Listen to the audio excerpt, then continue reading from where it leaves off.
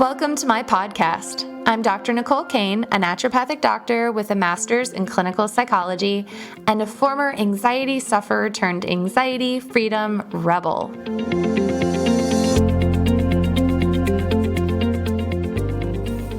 Hey babes, today is a topic that is coming straight from my heart, and I wanted to share kind of what I'm experiencing right now with you guys. I share my more personal stuff over on my Instagram, and I keep Facebook more. It's like all about what kind of information I can get out there for you.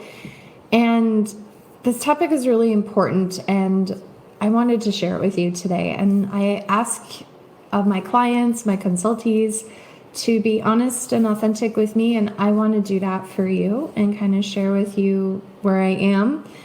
And so hang out and let's have some tea and let's just chat. And we're going to be talking about death today. And so if that's a difficult, activating topic for you, then maybe you hit the pause button on this video and save it for a time where it feels good and safe. And on the other hand, if you're ready to just be in this space a little bit, I'm going to be here with you. And I have my tea, and we're going to just hang out. And I want to share with you a little bit about what's going on in my world and what am I doing about it? What am I doing with it as an integrative mental health expert and a feeling, thinking human? And so I want you to know, as we're getting started, a couple of things. And one is that you're not alone.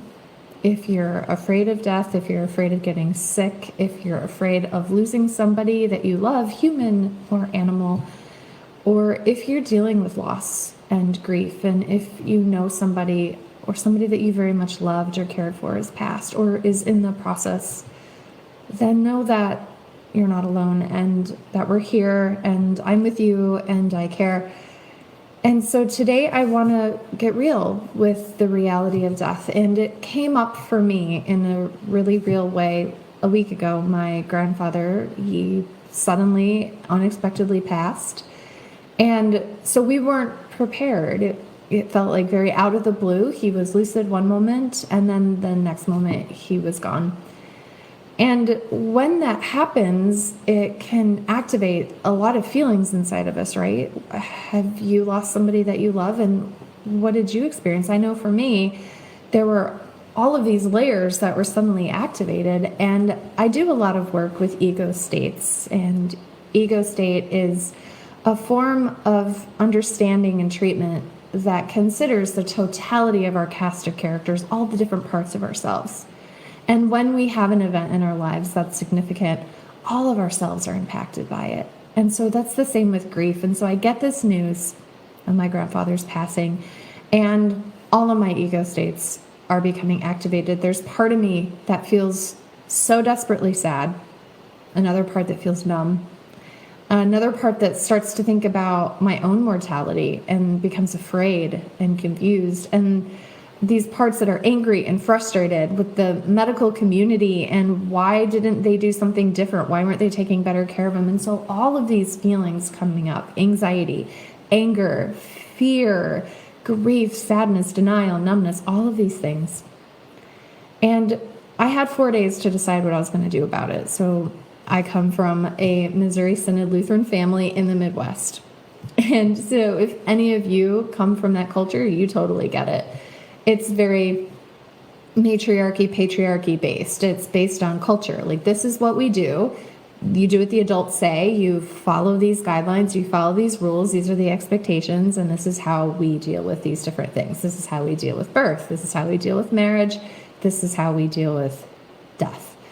And so they were planning this Missouri Synod funeral service, and they gave me 4 days to get there and to decide if I'm going to get there. And so what do we do with that? How do we handle something like this?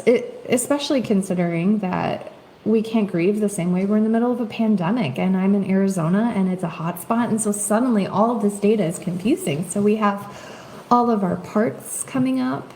We have all of these cast of characters of society that are coming up. our expectations from our loved ones, expectations from our culture, expectations of doing the right thing based on our religion or our history. And it feels like there's no right answer, and the prospects are terrifying regardless.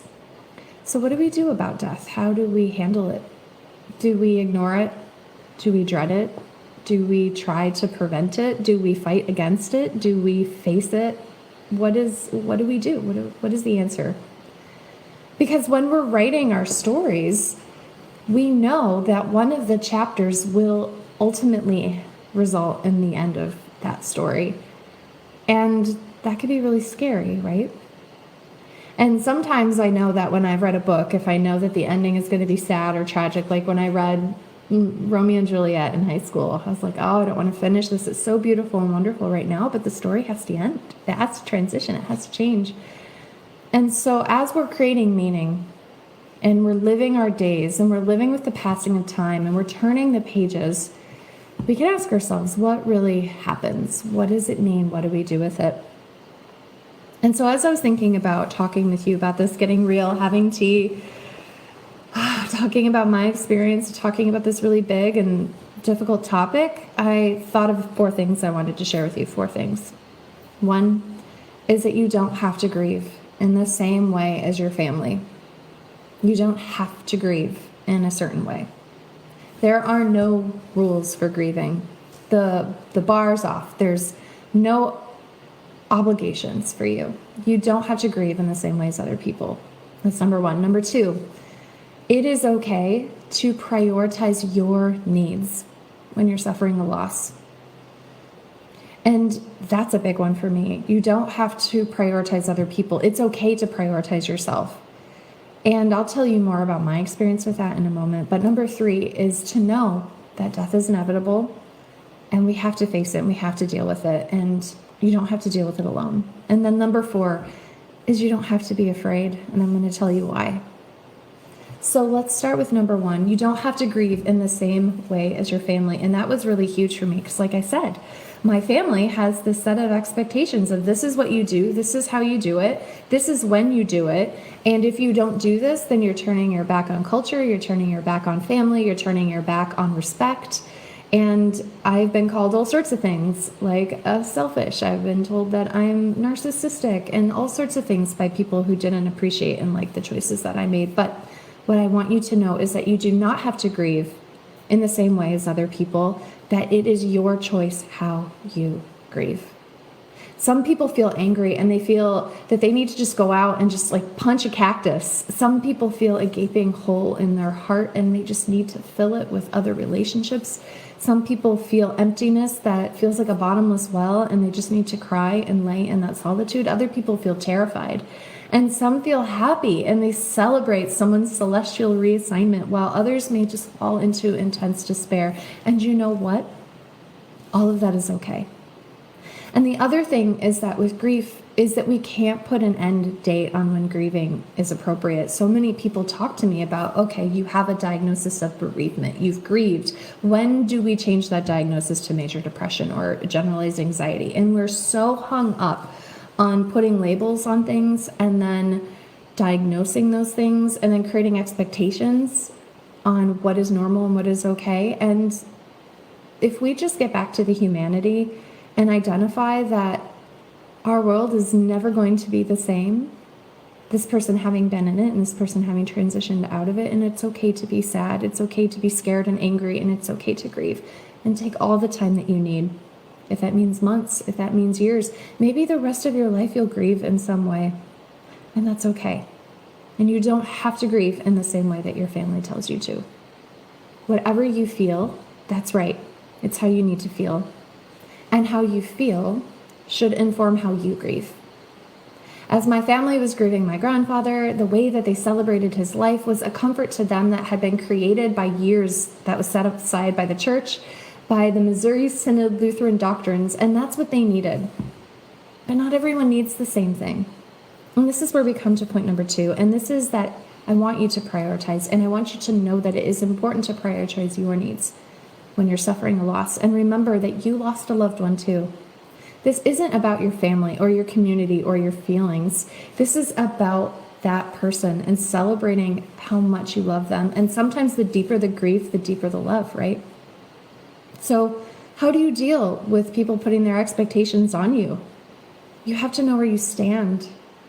You have to know what you need. You have to know where you're willing to draw that line and know that you are the only one that's responsible for how you feel and you alone, and that other people have to be responsible for their feelings and their emotions. And they may try to put that onto you, but I want you to think about that old child mantra that we said when we were little.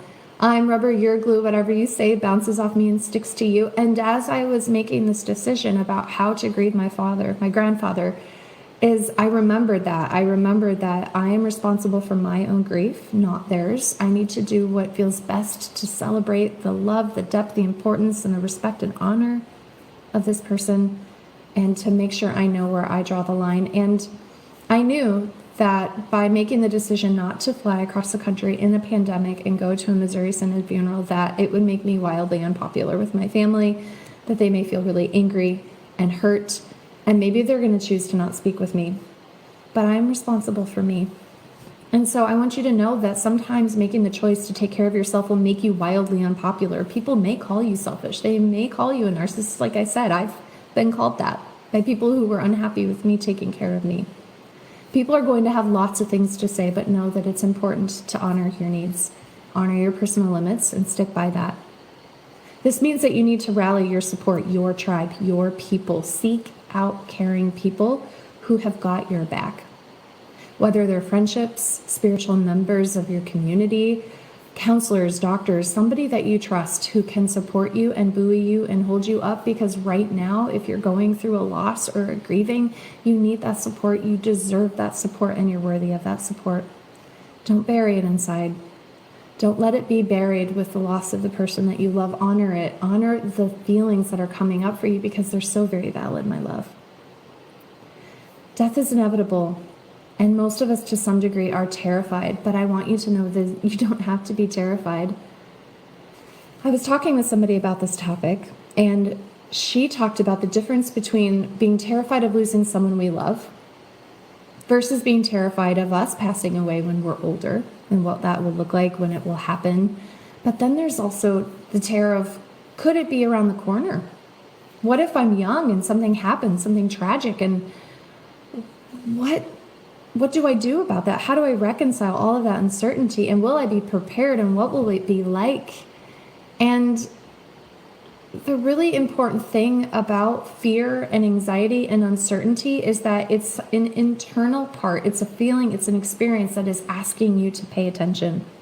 And so when you have those doubts, when you have that fear, when you have those feelings, turn and look your anxiety in the eye and say, I hear you. I hear you. And come alongside it and honor it and respect it and tell it, you know what, I don't have all of the answers, but we're not alone. We've got this. We're in this moment right now. We're not in the future, but we will be in the future one day, and that time will take care of itself, and I'm with you right now.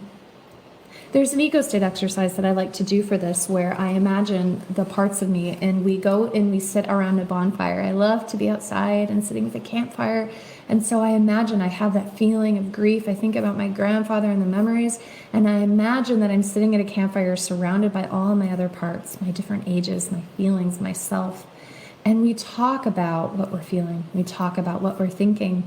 And we talk about our fears and our anxieties, our insecurities, our joys, our triumphs, all of the things. Talk about those with your parts.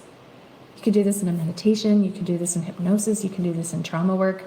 It's powerful work. And being with ourselves, being with our parts, the totality of all of them can create a process of solidarity and commiseration. And then we know we're not alone. And there's something really neat I want to share with you that I found in my research, and that nature has made dying beautiful. When I was little, dying was this weird, nebulous, scary thing. Someone was here, we had a Missouri Synod service, that person was gone, the end. We don't talk about it, we stuff our feelings, stuff. I'm a pro at stuffing.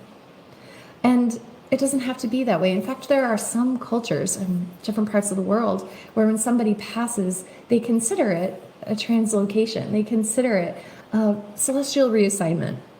And what we do know, even though all of that is different ways that people process and deal with death, is that we do know from the research that nature has made dying beautiful. And I want to share with you, there's a study, I have it pulled up here, it's from the University of Michigan. And these researchers found that when a person or an animal is passing, the areas of their brain light up and the brain releases neurochemicals that create beautiful images of light and colors. And that the brain goes into a state that's kind of like a dream-like state where it's almost as though walking from a mist into sharpness and exhilaration. Then they did another study where they looked at individuals who had gone into this pre-death state. They looked at the brain studies, they looked at the brain scans. We found these amazing things. And then they interviewed them. And 72% of people who were interviewed said that they had dreams or visions of reuniting with people who had already passed. 72%. 59% of people said they had vivid dreams of preparing to go somewhere. And 28% reflected on meaningful experiences from their past. And almost all of the participants studied were significantly less afraid of death. And that really stuck out to me because if those people that were the closest to death, those people that were on the edge, that were in the process of transforming, transitioning, reassigning, if those people were less afraid of death having come to its door, then why am I afraid? Why am I so terrified? And it's because it's unknown, right? And so if we are willing to be in that space of uncertainty, into that space of unknowing, we can see that dying can be beautiful. The other thing I want to share is that we know that there's something bigger than you, bigger than me, and we don't know what that is. And what I urge you to do as you're exploring this topic, as you're with yourself, with your parts, is to know that you have an opportunity in this lifetime to see what it feels like to know that there's something bigger, to explore what that looks like to you, whether it's, if you're religious or spiritual, a quantum physicist or a skeptic. We can all agree that there are things that we don't understand. And by looking at history, by reading the material of other people and looking at what worldwide thinkers have come to, we see that it's a similar conclusion, that there's more than just materialism out there. There's more than just local consciousness disappearing. And that gives me a lot of peace. And as I think about my grandfather, I think about how as he was transitioning, that he was seeing light. And it fills me with emotion. I think about it. He was seeing light and he was seeing beauty. And if he's among those 72%, he was having visions of reuniting with people that had already passed before him.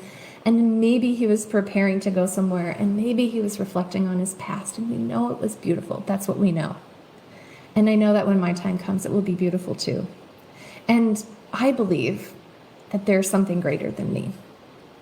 And even if you're a nihilist, a monotheist, a polytheist, if you believe in God, the divine, the higher power, or if you're a mathematician, you can choose to take a statement of faith that there are things that we don't know and that sometimes that makes it okay. And as we conclude, I want to share with you a study that I found that was so interesting. Because if you know a little bit about my history, so you know I'm a naturopathic physician, but you may not know that I come out of a research-based world. I did breast cancer research at the Baylor College of Medicine. I was actually doing tissue transplantation surgeries. And so I come from a very materialistic background. And so when I'm looking for answers, sometimes it's more compelling or interesting for me to look to mathematics and quantum physics and that kind of scientific exploration. And while I'm working on getting more into the spiritual, energetic, esoteric world, I really like it when mathematics confirms it. And so there's this study. And the study really feels like a beautiful springboard off of something that I found. And so first of all, I want to share with you Professor Robert Lanza. He says, by treating space and time as physical things, science picks a completely wrong starting point for understanding the world.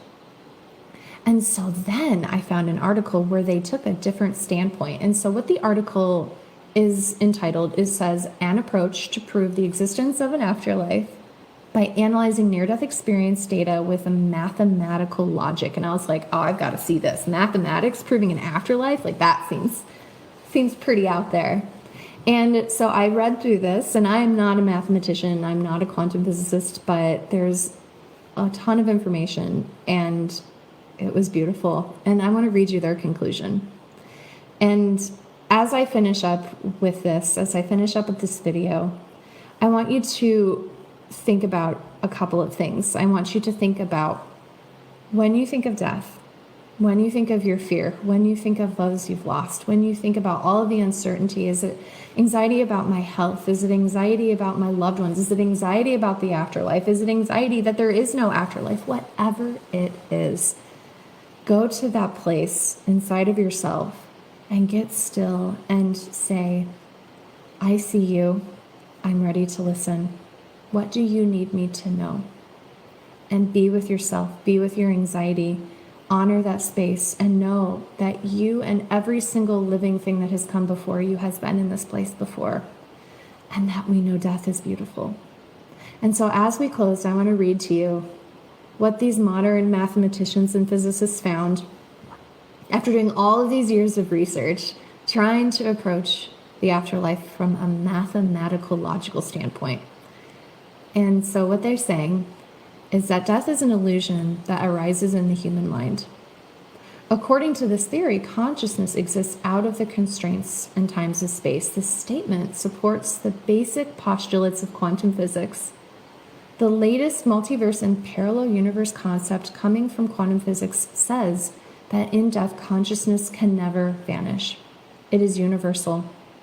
According to this mathematical theory, a human brain is a perfect quantum computer, and the information stored in its consciousness is always there. Consciousness can be transferred after death of the body, and consciousness or quantum information is engaged with our universe, and consciousness exists infinitely. And so, my loves, whether it's finding a higher power through the divine, through mathematics, through your own spiritual encounters, or through just resting in the knowledge that there is something greater than yourself, greater than me, greater than us here on this materialistic plane that we see. Rest in that peace. Honor those feelings. Respect your boundaries and your experience, and find your tribe. I love you. I'm with you. And I want to thank you so much for holding the space for me to talk with you about my personal experience and to hold the space to hear about how I feel about death. And I would love to hear more about what you think, to hear more about thoughts that you've had, experiences that you've had, so that we can all buffet each other and be here in this life in such a rich and beautiful and powerful way. And so thank you. I am looking at these messages, and you guys are just such an encouragement to my soul, and thank you. So this has been Dr. Nicole. We have a ton of free resources for you. And if you're struggling and if you need support, get in our Anxiety Freedom Warriors group. It's totally free. And when you join the group, we'll give you 14 tips on how to turn the page on stress, how to stop the cycle of anxiety and frustration and overwhelm. And it's totally free. And I created this resource knowing that we can't do this alone and that sometimes we just need a little bit of help. And so I got your back. So we'll get that information to you in the comments. And I'll be here next week. And between now and then, if you need any extra support, if you're going through something, if you're grieving, send us a message, and we'll make sure that we're here to support you in any way we can. All right, my loves. Thank you for being here. I'll see you. The recording you just listened to consists of the personal opinions of Dr. Nicole Cain, a naturopathic doctor with a master's in clinical psychology. While these opinions are based upon literature, her counseling education, medical training, and clinical experience, this content should not be viewed as the definitive opinion on these subjects. Listening to this podcast is not a substitute for any sort of medical, psychological, or other form of treatment. If you are in a crisis, please call 911 or call the National Suicide Prevention Line at 1-800-273-8255. If you're in need of counseling, don't hesitate to make an appointment with a counselor in your area. Dr. Nicole Cain is so passionate about people getting their life back. If this resonates with you and you think this podcast would help someone you love, please share it with them. Stay in the conversation with Dr. Nicole Cain about writing the next chapter of your life so that it plays out just the way you want it.